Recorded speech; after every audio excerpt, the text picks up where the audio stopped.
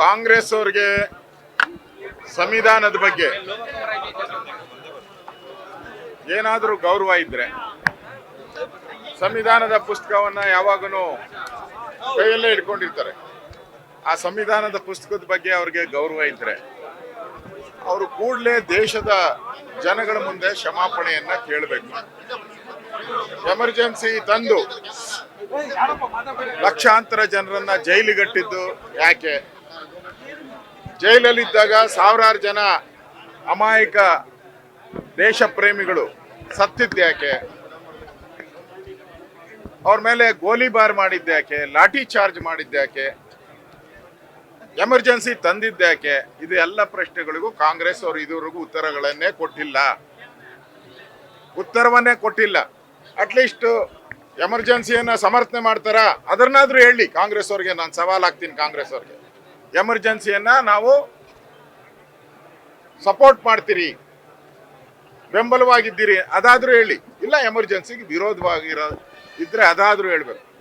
ಇಲ್ಲಿ ವಿರೋಧ ಇದ್ದೀರಿ ಅಂತ ಹೇಳ್ಬೇಕು, ಇಲ್ಲ ಪರವಾಗಿದ್ದೀರಿ ಅಂತ ಹೇಳ್ಬೇಕು. ಎಮರ್ಜೆನ್ಸಿ ಏನು ಹೇಳಿದೆ? 50 ವರ್ಷ ಕಳ್ಳರ ನಾಟಕ ಆದಂಗೆ ಆಡ್ತಾ ಇದೆ. ಕಳ್ಳಾಟ ಇದು, ಕಾಂಗ್ರೆಸ್ ಅವರ ಕಳ್ಳಾಟ ಇದು. ಅದಕ್ಕೆ ಇವತ್ತು ದೇಶದ ಜನಗಳ ಮುಂದೆ ಕಾಂಗ್ರೆಸ್ ಒಂದು ರೀತಿ ಬೆತ್ತಲಾಗಿದೆ. ಎರಡನೇ ಸ್ವಾತಂತ್ರ್ಯ ಸಂಗ್ರಾಮ ಏನು ಈ ದೇಶದಲ್ಲಿ ಆಗಿತ್ತು, ಪತ್ರಿಕೆಗಳ ಮೇಲೆ ನಿರ್ಬಂಧನ, ಪತ್ರಿಕಾ ಸಂಪಾದಕರನ್ನ, ಅಪೋಸಿಷನ್ ಲೀಡರ್ನ, ನಾನು ಕೂಡ ಆ ಸಂದರ್ಭದಲ್ಲಿ ಬಂಧನ ಆಗಿ ಜೈಲಲ್ಲಿದ್ದೆ ಕೂಡ.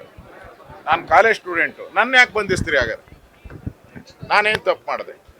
ಇದು ಪ್ರತಿಯೊಬ್ಬ ಅವತ್ತು ಬಂಧನ ಆಗಿದ್ದಂಥ ಲಕ್ಷಾಂತರ ಜನರ ಪ್ರಶ್ನೆ ಈ ಕಾಂಗ್ರೆಸ್ ಅವರಿಗೆ. ಇನ್ನೂ ಉತ್ತರ ಕೊಡಲಿಲ್ಲ ನೀವು.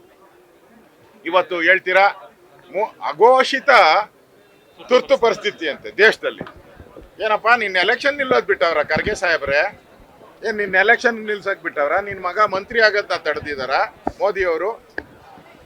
ಚುನಾವಣೆ ನೀವು ಸ್ಪರ್ಧೆ ಮಾಡ್ತಾ ಇದ್ದೀರಾ, ಹಲವಾರು ರಾಜ್ಯಗಳಲ್ಲಿ ನೀವು ಸರ್ಕಾರ ನಡೆಸ್ತಾ ಇದ್ದೀರಾ, ದೇಶ ವಿದೇಶಗಳಿಗೆ ಪ್ರಯಾಣ ಮಾಡ್ತೀರಾ, ಅಮೇರಿಕಾಗೆ ಹೋಗಿ ಭಾರತದ ಬಗ್ಗೆ ಮಾತಾಡ್ತೀರಾ, ಬೇರೆ ಬೇರೆ ದೇಶಕ್ಕೆ ಹೋಗಿ ಭಾರತದ ವಿರುದ್ಧವಾಗಿ ಮಾತಾಡ್ತೀರಾ. ತಡೆದಿದ್ದಾರ ಮೋದಿಯವರು?